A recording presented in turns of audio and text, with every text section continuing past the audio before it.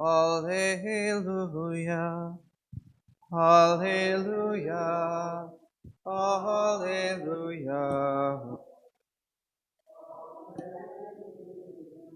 The Lord be with you. A reading from the Holy Gospel according to John. Jesus said to his disciples, I have much more to tell you, but you cannot bear it now. But when he comes, the Spirit of truth, he will guide you to all truth. He will not speak on his own, but he will speak what he hears, and will declare to you the things that are coming. He will glorify me, because he will take from what is mine and declare it to you. Everything that the Father has is mine.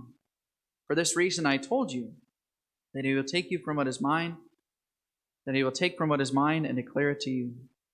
The Gospel of the Lord.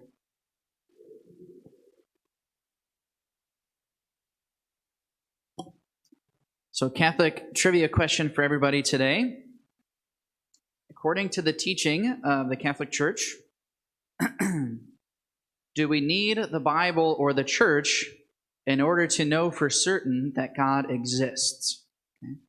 It's the Catholic trivia question, right? According to the teaching of the Catholic Church, do we need the Church or the Bible in order to be certain that God exists?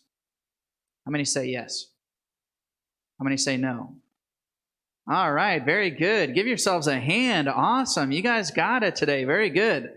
Man, that's from the First Vatican Council, right, in the 1800s. The Church officially declared that. The Church officially declared that you do not need the Church or the Bible in order to know for certain that God exists. You can know by means of human reason. Part of the reason why the Church was talking about this is because in the 1800s, that was basically where all secularism broke loose, right? Beginning in the French Revolution in the 1790s, and then all throughout the 1800s, and really culminating in World War I, right?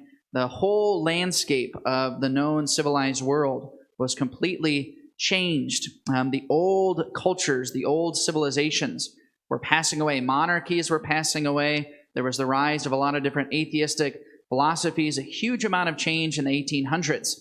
The Vatican itself was changed. Rather than being in charge of a lot of the different territories in Italy, right, the Vatican actually became a prisoner of the atheistic, secular Italian governor, Vittorio Emanuele, or something like that. Can't remember exactly his name, right?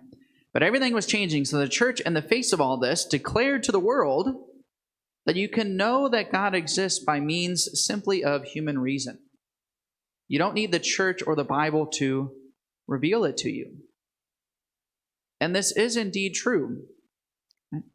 I think that the atheist is kind of like the flea who doesn't believe in the dog, right? Or an atheist is like the cell who doesn't believe in the brain, right? Every action it has is controlled by another source. And so if a cell does not believe in the brain, right, it's completely ignoring the source of its existence. St. Paul makes a similar analogy about human beings, right? In God we live and we move and we have our being. St. Thomas Aquinas says that if God willed that we did not exist, we would cease to exist in that very moment. Just the fact that we exist is proof that God exists. Why is there something rather than nothing? Why is there anything at all? Especially now with the advances of modern science, right? Modern science has put forth the theory of the Big Bang. Right? The fact that 14.7 billion years ago, the universe literally began to exist. There is nothing that begins to exist without a cause. And we Christians call that cause God. St. Paul told the people of Athens that they had an altar to the unknown God. In other words, the God of all creation and the God of all existence, who does not have a physical form like they believed in their pantheon of gods. He is the one who is beyond physical form. He is even greater than that. He is not a part of creation. He is the creator of creation. And if anybody thinks about this long enough and critically enough, you can see that this is the case.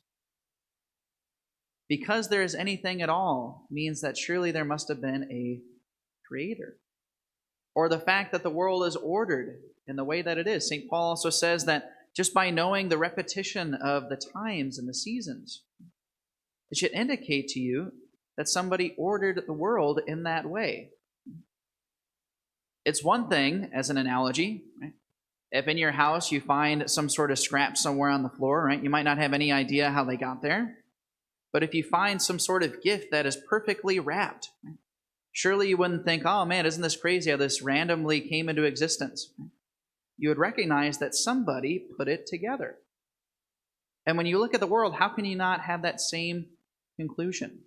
Especially with all the advances of modern science that are showing us just how particularly unique our planet is in order to provide for human life. So the church is indeed correct. You do not need the Bible or the church in order to know that God exists. You can know it by means simply of human reason and critical reflection.